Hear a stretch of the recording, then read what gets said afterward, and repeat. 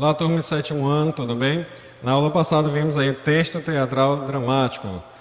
Estudamos as características, um dos principais dramaturgos, tá certo? Verificamos aí também a questão de como podemos aí organizar um texto dramático em ato, depois cena, ok? Então vamos agora para a correção justamente sobre o texto que foi proposto na aula passada. A peça do capítulo foi escrita originalmente em latim. O título foi mantido, mas há, entre parênteses, uma tradução para o português, Comédia da Panela. A comédia é um dos gêneros teatrais praticados desde a antiguidade. Aristóteles, um dos maiores filósofos do Ocidente, ao diferenciar a tragédia da comédia, afirmou que a tragédia exaltava virtudes, enquanto a comédia denunciava defeitos. Que defeito é denunciado no trecho da aululária lido neste capítulo? Olha, gente, pelo conflito que houve ali, na questão aí de dar ou não dar uma colaboração aí para o casamento, obviamente que o defeito denunciado é a avareza, ok? Então, tanta coisa para inventar aí no momento do casamento iriam brigar justamente pelo que deveria contribuir ou não no casamento da filha. Mas é isso mesmo, justamente para denunciar a avareza, ok? Então, vamos aí à segunda questão. O defeito é exposto de maneira cômica. O que indica essa comicidade? Então, como vocês podem observar, o elemento que indica a comicidade é o exagero com que são relatadas as atitudes de Euclião. Por exemplo, tapar o fole ao dormir, lamentar-se pela água perdida durante o banho e guardar os pedaços das unhas cortadas. Imagine aí como era esta pessoa. Preferia tapar o fole para que o ar que foi empregado aí para mover esse instrumento musical não seja aí desperdiçado. E além disso, lamentava a água que era utilizada para fazer a higiene. E o pior de tudo era guardar os pedaços das unhas cortadas, como se fosse aí um desperdício. Eita, olha aí, gente. Imagine esse texto sendo encenado. É de arrancar risos, é de praticamente perder até um pouquinho da concentração diante do que está sendo retratado, encenado aí, ok? Então vamos lá. Ô professor, isso aí é pão duro mesmo, viu? Isso aí é pão duro com o próprio significado, essas atitudes. Concordo com você, concordo. Vamos lá. Uma das características do texto teatral é que ele é composto para ser dito, interpretado.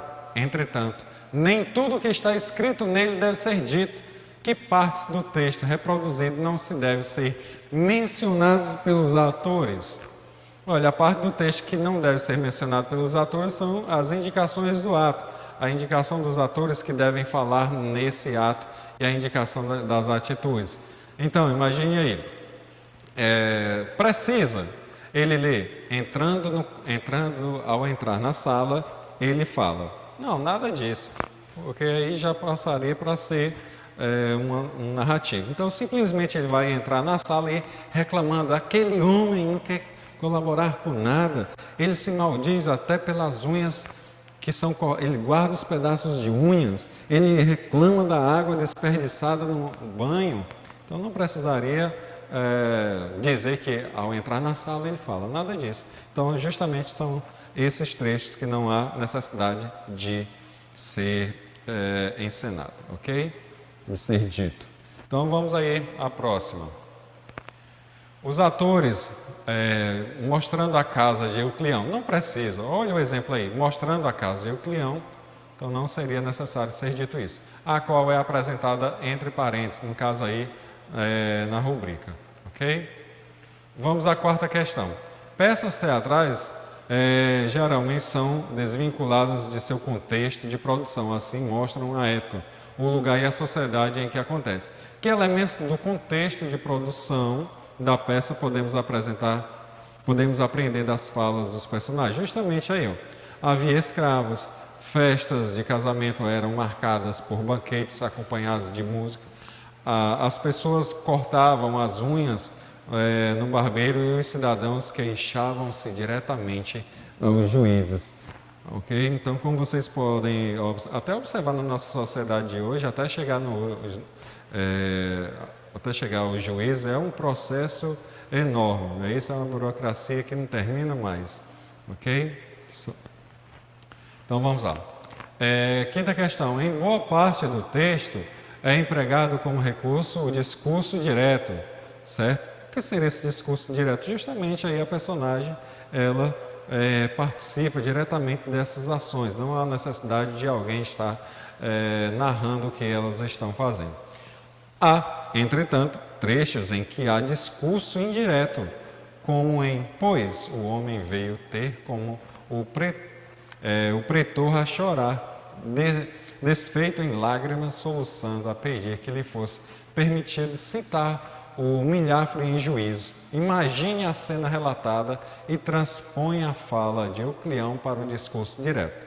Então, olha, imagine aí como é que ficaria. Ficaria o seguinte: Euclião, senhor pretor, gostaria de citar em juízo o milhafre que me roubou. Ok? Então, vamos lá.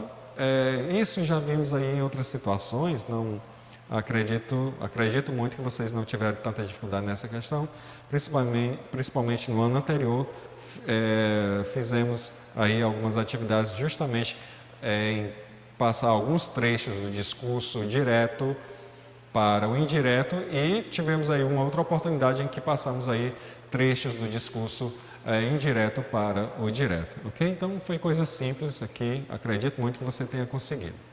Vamos aí chegando ao final, ok? Eu espero que vocês tenham conseguido resolver as questões e vamos aguardar o grande momento, não é isso?